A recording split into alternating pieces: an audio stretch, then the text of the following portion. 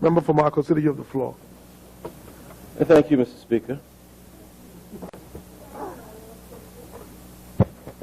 Mr. Speaker, I will start.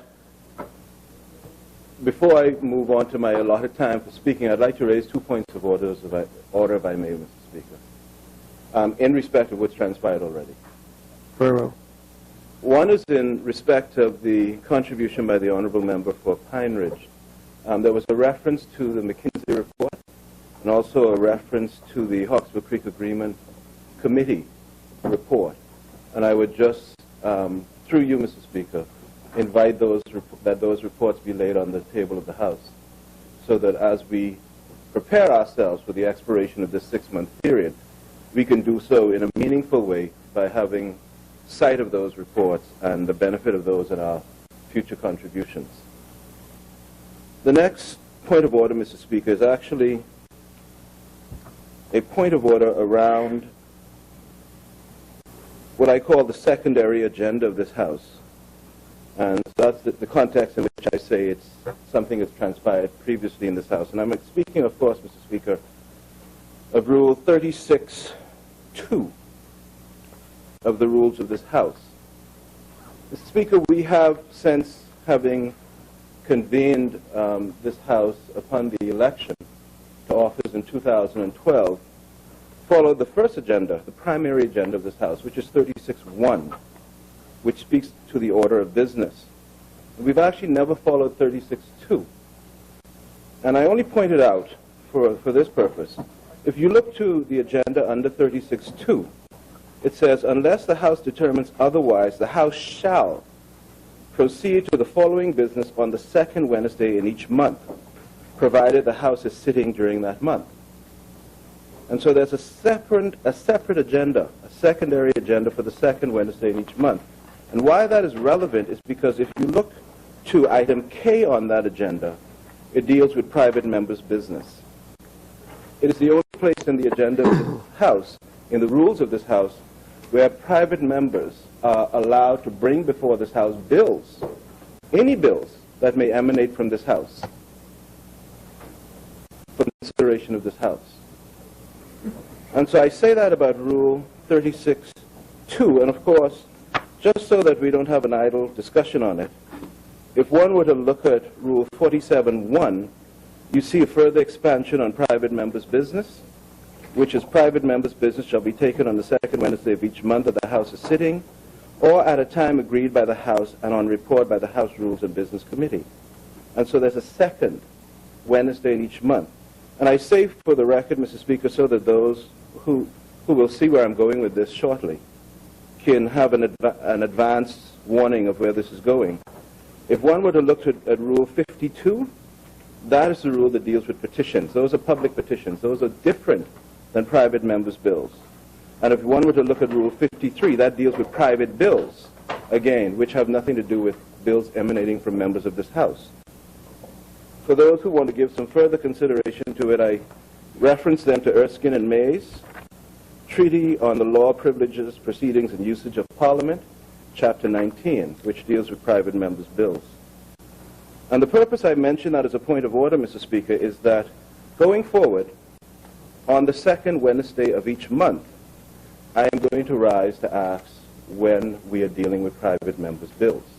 And the rule is very clear. The House determines, in effect, the government determines, whether we sit in any month. But when we sit in a month, the second Wednesday of that month is to be devoted to private members' business.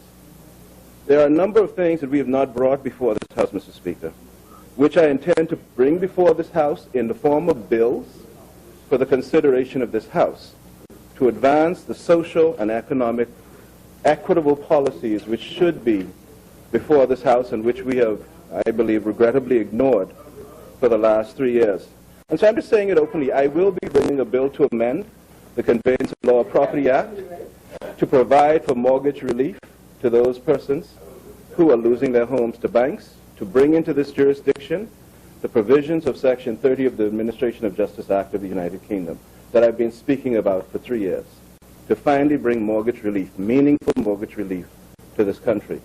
I will, in the next Wednesday sitting of this House, be bringing a bill before this House for the Restoration of Home Ownership Act 2015 to create a fund of $100 million to provide for those persons who have lost homes to have an opportunity to get homes again.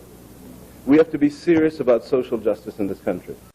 And to the extent that I've said this over and repeatedly for 3 years, I'm going to take it a bit further. And I say openly so everyone gets it, on each of those bills I'll be calling for a poll in this House. And let the Bahamian people see whether you're for them or you're against them. Let them see whether you are for mortgage relief or you're not. Let them see whether you're for home ownership restoration or you're not. At the appropriate time for rehabilitation of offenders, for health reform, for education reform, for Freedom of Information Act, and so on. And I put it out there before I do it so that everyone has an opportunity to go and have a look at it, starting next month. Those are the points of order, Mr. Speaker. And so I ask that my time start running. And Thank you, Honourable Member. Regarding your second point of order, the Chair will certainly take your point of order under advisement and report accordingly. I'm glad. Thank you, Mr. Speaker. Very well. In terms of my contribution on the bill before this House, let me start in this way. As has been said, the bill deals with the pending expiration of the Hawksbill Creek Agreement, and that expiration happens on the 4th of August. And we can make a lot of politics of saying that the bill is now before the House and it's a couple days before the expiration, but that is not what we're here for. The government could very easily be bringing this bill right now to extend that act for the next 20 years or so. And so first I would start off by commending the government for extending it for a limited period of time for further due consideration. And at the end of that 6-month period, I will have a different approach to that bill if the intention is still to extend it for a prolonged period of time. But I'd say out front, I support the extension. I regret that it's coming at this time, but I applaud the government and commend the government for not going the other direction and simply passing it for the next couple of decades. Mr. Speaker, in laying out my preface, in laying out my premises, my foundations for my contributions to the bill, I'd like to invite the House to join me on a journey in thought, just two separate thoughts, which color all of my contributions to this bill. One is words I've heard spoken. And I have the privilege of representing the good people of Marcocity that I now speak on behalf. And they speak to me, and more than just them. Throughout the whole island of Grand Bahama, and frankly now for the entire Commonwealth, people call me, people come to me, people reach out to me on every occasion they can, and in many different ways. And one of the voices I heard is a woman at the bank just this past week, a middle-class woman, not someone who's down in the dirt, a woman sitting outside the bank before the opening of the bank of 9:30, sitting on a curb, looking totally distressed. And when I come to her, she says to me, Mr. Moss, have you all passed a law yet where they won't be able to take my home? That's one voice. Another voice is a man at a count stand who says to me, you know, Mr. Moss, I am going to have to take the law into my own hands if you all don't get serious about work permits. Because here's what's happening. I'm being disadvantaged in my own country. It's another voice. A woman who says to me, I am ashamed of the things that I've had to do to feed my kids. It's a different voice. A young man who says to me, and this voice is from Nassau actually, at a barbershop recently, very clean-cut, middle-class young man, I no longer want to believe in the truth. I've tried that and it works against me. I'm going to go in the other direction. I want to know how many dollars are going to be paid to me in the next election. That's just one series of voices I want to put on one side. The other series of voices is this. I recently paid a visit to the Hawksbill Prison, Department of Correction, I think we call it now. I was very well received, and I'm grateful for that. But I wanted to have a real-world context for the contributions I expect I'm going to be making in this House on criminal law reform and crime in general. And what happened there is I was taken at the end of the tour, which took about 6 hours, to the maximum security section. And in there, I found this shocking reality, that as you go upstairs, that on one side, there is one head of one of the biggest gangs in this country, and on the other side is another head of another big gang in this country. And I immediately asked, you mean former heads? They said, no, heads, current. They're running these gangs from the prison. And it led me to think, how is that possible? And I'm not casting aspersions upon the prison officials when I asked that. Let me caution you though, member. I'm concerned about where you're going with respect to the relevance to the Hawksbill. Yeah, I'm going to bring it right there now. No, bring it there right now though. Right now. I don't need you to deal with the prison. No, I'm finished with the prison. I'm dealing with the principal. All right. And I commend the prison officers. They're doing an exceptional job. But it led me to this thought. How is it possible to control, to have that level of control? And that's the only reason I refer to it. And that's the reason I refer to the Hawksbill Creek Agreement. And I'll bring the control point to fruition now. What became obvious is that that level of control is a level of control which is effected or exacted from people who feel powerless and dispossessed, from people who feel that they don't matter singly, but in a group that they do matter. And they feel that for the advantage of being in a group in which they do matter, they're willing to give up their voice, they're willing to give up their freedom of thought, they're willing to give up their freedom of expression, they're willing to subsume their identity to the identity of the group in order not to feel powerless. And it occurred to me that that is very much a formula of our politics in this country. It's very much a formula of party politics in this country. And it occurred to me that this is something that we need to get past. The idea that when I wave my colors, I demand the same loyalty that the gang does. The idea that when I am made to speak, I subsume my own thoughts and minds to the gang's thoughts and minds simply because it's a question of uniformity and conformity. And I leave that there. Those are two thoughts. Those are two thoughts. And so we come to the Hawksbill Creek Agreement, and you'll see why I develop them as I develop my contribution on the Hawksbill Creek Agreement. And so I start with this. What is the Hawksbill Creek Agreement? Contributions have been made, and I'm going to try and simplify it. It basically is an agreement which said that a private company can have the benefit of exercising what we call quasi-governmental powers which would otherwise be exercised by a government, in return for some benefit that they brought to the country. And so you come to an island which is basically trees, you dig a harbor, you cut the roads, you put in the infrastructure, and in return you have the benefit of the licensing rights in that island. That is what the Hawksbill Creek Agreement exacted. And in return, there were tax exemptions. And the majority of those tax exemptions that we're talking about are really real property tax exemptions. There are other exemptions that are in there about personal property tax and capital gains and so on. But insofar as they have not been imposed elsewhere in the Bahamas, they're not taxes that would be imposed if the exemption were to expire. The only tax there that actually was imposed and would be now imposed if the exemption were to expire is really the real property tax. So when we're talking about extending the benefits of the Hawksbill Creek Agreement, we're talking about extending the benefit of not paying real property tax in the port area.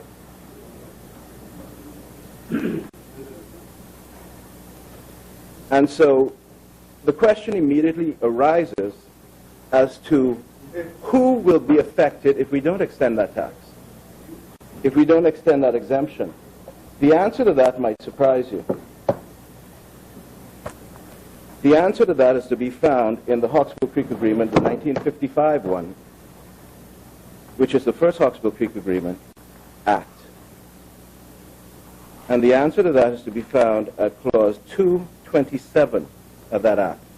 And what that clause says, without reading it out in some long-winded way, summarizing it, what that clause says is that notwithstanding the expiration of any taxes, the expiration of the exemption from any taxes under the Hawksbill Creek Agreement, no taxes can then be imposed in the city of Freeport unless they are imposed everywhere else in the Bahamas.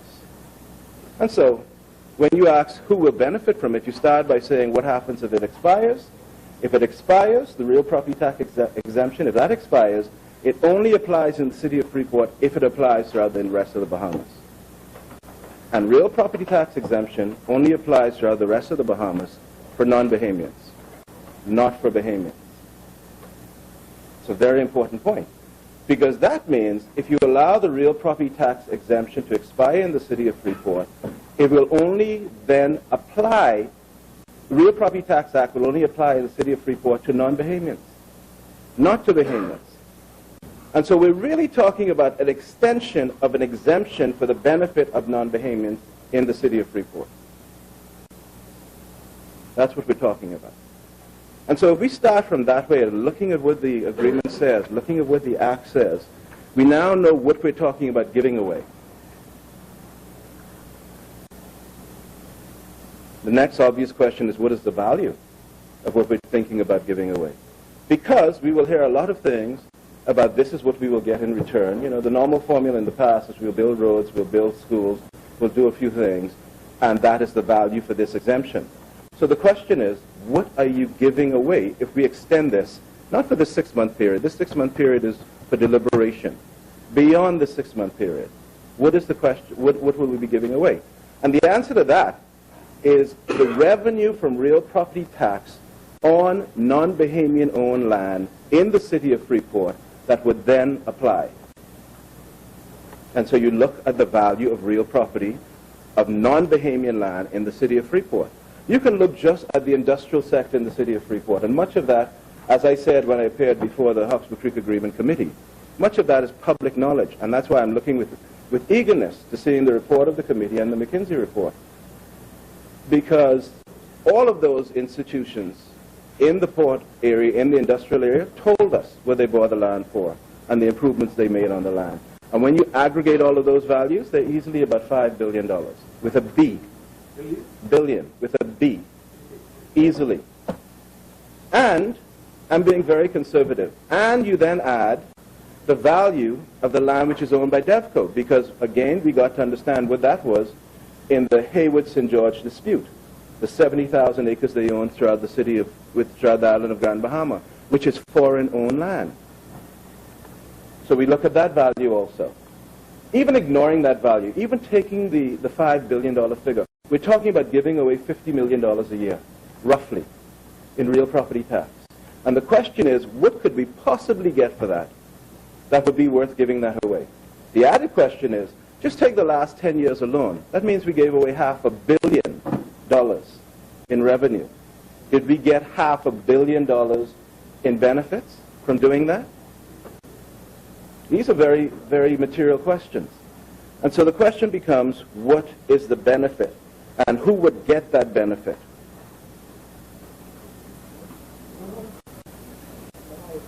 The Hawksbill Creek Agreement has been in place since 1955, and the benefit, the exemption, has continued from 1955.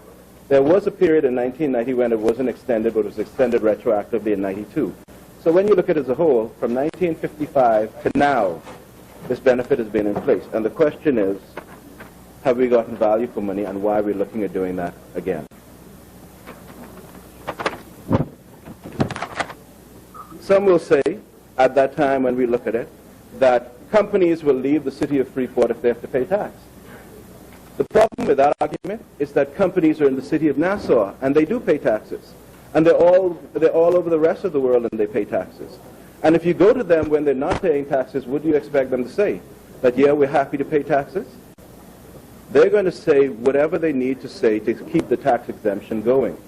And so when we bear in mind that we just put a tax increase on the most vulnerable people in our country, the poor and the middle class, through that, which we projected at $300 million, but I've said before, will far surpass that, and will probably come in around $500 million. When we look at that, we just did that to Bahamians. Why would we conceive of giving a tax break to non-Bahamians? It's one way of looking at it. The second way of looking at it is, when we look at the city of Freeport and we see how destitute that city is, why would we give up, conservatively, $50 million a year to run the city of Freeport? Why would we? Why would we not put in place a model in the city of Freeport that we could extend into Great Abaco and other regions of the Bahamas, a proper municipal government with a tax base, which is what we're now being asked to give away, that allows us to finally create a real opportunity to extend the economic benefits of this Commonwealth outside of the island of New Providence. So I'm looking forward to reading the reports, Mr. Speaker. Mr. Speaker, let me say this, because this will come up, and I've heard this in some other contributions, so let me just deal with it. We speak about the Hawksbill Creek Agreement as if the options are these, that we either extend it for the Port Authority, the tax break, because the Port Authority is the government there, or we don't extend it for the Port Authority, and the Port Authority, still being the government there, doesn't have the benefit of it. There's a third option. I'd just like to remind this House of the documents that are appended to the report of the Royal Commission, which was appointed on the Hawksbill Creek Agreement in the 1970s, and remind this House of what Sir Lyndon did in 1968. So let me remind this House in this way, so that when we get to a deliberation on this, we could have a serious deliberation on this. If one were to go to the report of the Royal Commission, which is issued by government publication, and go to volume 2 of it, there's a document there dated 14th September 1968. 1968. This is when Sir Lyndon and the delegation had gone off to England to deal with independence. The majority government had been elected in 1967, and certain foreign interests in the country were not really comfortable with the idea of being under a majority government. And negotiations started, initiated by the Port Authority, at the end of 1967 to take their shares out of this country. And the government decided, under the leadership of Sir Lyndon at that time, we'll propose terms to you. And if you agree to these terms, fine. And the terms are in Appendix 4 of Volume 2 of the Royal Commission's report. And the terms essentially, without going into it very long, because it's a very short time to speak in this forum, the terms essentially involve saying to the Port Authority, we'll let you do it, but you have to agree that you will use your licensing rights subject to our approval from now on. That you will not exercise any licensing rights independently of our approval. Including that you would agree that your regulatory oversight of all the utility companies now would be subject to the government's oversight of those utility companies, including the Grand Bahama Power Company that now sits in Grand Bahama with these exorbitant rates, which is said to be regulated by the Port Authority, and in respect of which we've said to the people of Grand Bahama repeatedly that that is a private regulatory body regulating them and we have nothing to do with them. But when you look at the 68 agreement, they devolve that right back to the government. That was the letter we sent to them. And just to complete it, go to Volume 1 of the same Royal Commission's report, at page 49, and you'll see their response, dated 19 September 1968, accepting that proposal from the government. So the idea that the Port Authority is something other than a proxy of the government, with the greatest respect, is not so. In the first agreement and in the second agreement, there is a right to devolve those powers onto a local government entity. In the first agreement, the powers of licensing are now subject to any act that this Parliament passes. It's very simple to pass an act to cause those licensing rights to be devolved into a local government authority. And speaking for the people I represent in Grand Bahama, we are tired of being the last colony in an independent Bahamas. Tired of being the last colony. The rest of the Bahamas became independent in 1973. The city of Freeport did not. We are represented by a government that we do not elect. And a government that's not transparent. And a government that has a conflict because it is both a regulatory body and a competitor as a licensee of its own authority. We need to be serious about this. At the end of the day, who we represent has to be reflected not in what we say, but in what we do. And I repeat the point I've made so many times in this House. I'm very concerned that we in this House are not representative of the people we were elected to represent. We're not feeling the same pain, we're not living the same reality, and we're certainly not legislating in a way that eases their burdens.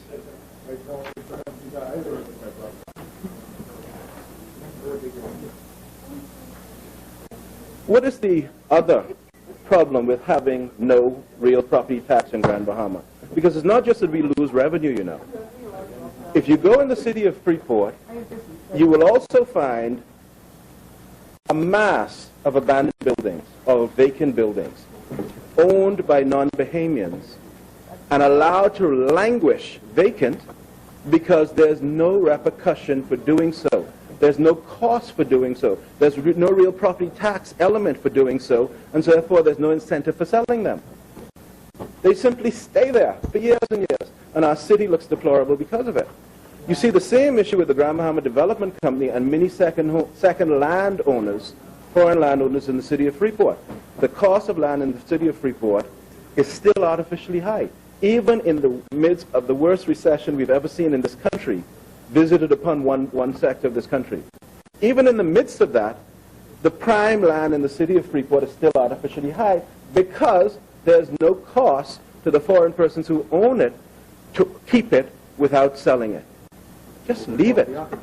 Get a conveyance and put it in your pocket because you will not receive a real property tax bill every year. That cannot be in the interest of our country or our island. So these are the stuff I'm putting out now. They will come back in the debate that we will have, it now looks, in early 2016. But I'm putting out the points now so that there's fair notice as to these points. And I ask this, going back to the money side, in the city of Freeport, unemployment is unacceptably high. In the city of Freeport now, the only prime destination for tourists outside of the harbor itself is Port Lukaya. The rents are unacceptably high. What would $50 million allow us to do in terms of reopening the East-West Sunrise Highway, in terms of acquiring the International Bazaar, in terms of helping with ownerships to the individuals in the city of Freeport, in terms of stimulating the economy, in terms of fulfilling some of the promises that both governments have made repeatedly while in opposition and have ignored while in governance?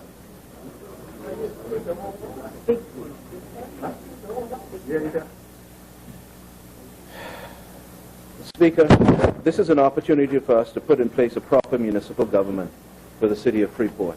And for those who don't understand what that means not this pretense of local government, which is answerable to a minister and therefore subject to the minister, whose revenue comes at the largesse of the minister or at the goodwill of the minister, but a municipal government elected by the people of Freeport, answerable to the people of Freeport, holding funds in the city of Freeport and spending it in the city of Freeport, as a template for maturing the democracy in the rest of our Commonwealth. Abaco is just slightly behind the city of Freeport. In terms of that, the economy is it's challenging Freeport's economy now, but in terms of its social development, it's only slightly behind. It's time to put this model in place in the city of Freeport and the island of Grand Bahama as a whole in preparation for extending it into Great Abaco and into regions of the Bahamas where individual islands may not be fully mature to deal with it yet, but where collectively they certainly can start to have their own municipal governments. That is the only way we will move from this model of the Commonwealth of Nassau to the Commonwealth of the Bahamas.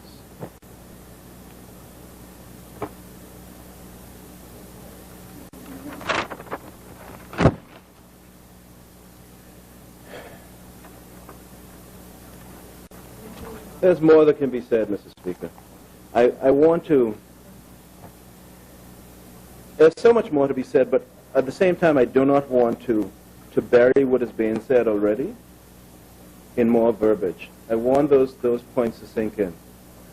We are talking about the second largest economy in this country. We're talking about a safety valve to release pressure on the city of Nassau, the island of New Providence. We're talking about an opportunity to reinvigorate a model that actually worked before, not only for the benefit of Grand Bahama, but for the benefit of the Bahamas. And we are not simply talking about extending a tax exemption. That's not what we're talking about at all. And that's why I start off by saying, on the one hand, let's make sure we're thinking about the pain the people we represent are feeling. And that's why on the other hand I'm saying, and let's not get bogged down in party politics on this. We have to think on this, because this is for the good of the country. This is for the good of the country. We are facing challenges from Cuba now, where we have to rev our engine up and make it as efficient as possible just to keep pace. And to lose an opportunity of keeping pace means that we will fall back even more quickly than we would otherwise have fallen back. We're talking about a deficit that is still running high. We're talking about an island that is still not reaching its potential, and we're talking about giving away the money which can fund that island reaching its potential. That's what we're talking about.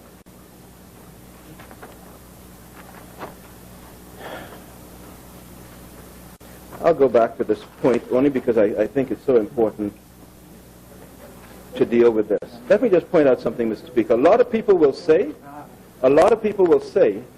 when we get around to this debate, that the real question is, what did the port promise to do last time, and have they done it? And they'll talk about art and crafts centers and building schools and all other little nonsense like that,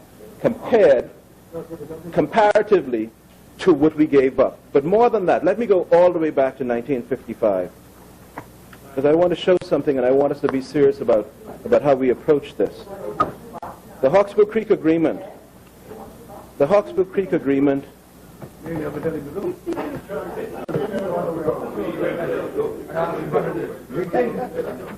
and I'm looking at the 1955 agreement, Mr. Speaker, and I'm looking at Clause 1, 7, and 9, because I want to talk about perennial breaches of the Hawksbill Creek Agreement by the Grand Bahama Port Authority Limited to the date of this agreement. Not these window dressing breaches, but substantive breaches, which have detrimentally impacted the people of Grand Bahama. Let's look, for instance, at Clause 1.7. If and when the Port Authority constructs and operate any utilities within the port area, the port is to construct the same in a good, proper, and workmanlike manner, having due regard for the safety of persons working and or residing within the port area. And after construction, this is the important point, and after construction of those utilities, operate the same in accordance with good operating practice and in a fit and proper manner. A non-transparent billing process, a non-transparent agreement with the Grand Bahama Power Company, where we do not even understand how the bills are calculated, is not operating the utility company according to good operating practices and in a fit and proper manner. And we've been allowing that for decades. And mostly over the last 3-4 years, since new ownership came into those companies, we have seen utility bills in the city of Freeport that surpassed mortgage bills for the houses where that utility is being used. We have seen utility bills for the average person $300 to $500. For the middle class person, $1,000 easily. For years. And people are turning, you drive through the city of Freeport and you'd be assured that people don't even have electricity because they're turning off their lights at night. And yet still the bills are just as high. Where's the oversight? Where's the oversight, and why would we want to perpetuate this situation in an independent Commonwealth? Where is the oversight, and where's the heart for the people we represent? The other perennial breach is even more egregious than that, and that is Clause 1.9 of the Hawksbill Creek Agreement, the 1955 Hawksbill Creek Agreement, 60 years ago, the same agreement we're now talking about extending the benefits for. What that says is this, that the port will use their endeavor to employ Bahamian-born persons within the port area.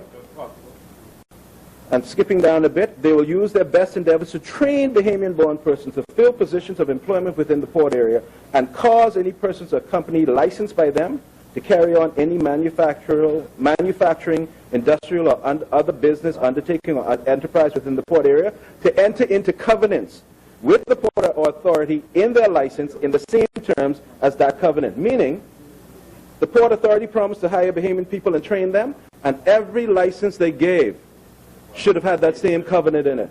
Yeah. Everyone. Yeah. They don't. And no one is paying attention to that. In fact, we're going in the opposite direction, where we are justifying the continued dislocation of our own people, the continued refusal of employment to our own people in favor of employment of foreign people. And I'll say it again. When the other government was in power, a minister of that government said openly, $64 million had been raised in work permit fees in 1 year. 1 year. And I attacked that on the campaign trail. to say that was blood money, and that is unconscionable. And we should not be bragging about that. And that has not been changed yet. That has not been changed yet. Take my 30 minutes. We've done a lot. I'd like to see the papers. Yes. Oh, yeah.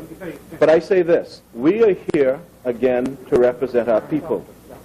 We are here to represent our people, and we have to represent our 30 people. minutes.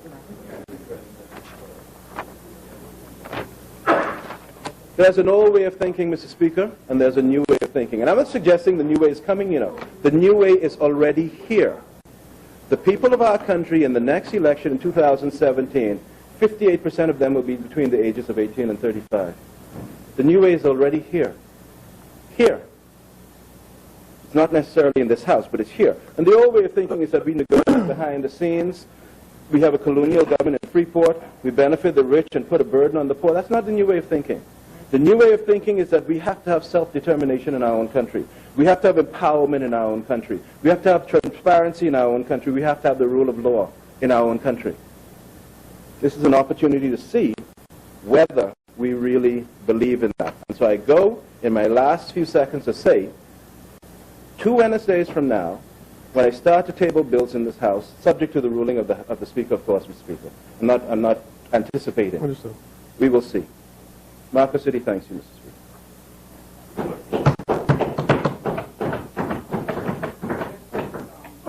Thank you, Honourable Member. You just alluded to the question and the point of order, and the Chair will certainly answer your concerns at the moment. Member for Marcocity, you had referenced the Rule 36. No, you could remain seated. Remain seated. You referenced to the Rule 36(2) that reads, unless the House determines otherwise, the House shall proceed to the following business on the second Wednesday in each month, provided the House is sitting during that month. That's essentially what is regarded as Opposition Day, or Private Members' Day, where it's question time and others. The answer to your question is this. Any member, Honourable Member, has the latitude or the license to introduce a private member's bill. The caveat is that notice is given on the order paper and that it's properly drafted. And this is seen in Rule 46(1) A and B that speaks to that. 46(1) says the House may prescribe and waive periods of notice under these rules for bills or other motions before debate takes place on them, subject thereto. A, the period of notice for an order of a government business shall be 1 clear day, and B, the period of notice for an order of a private member's business shall be 3 days. So in fact, that's what it is. We have been operating on weekly because in terms of how the House has met consistently. So if I've understood your question correctly, any opportunity to introduce a bill is done as long as it's done properly. Member for Marcocity. Speaker. Very well.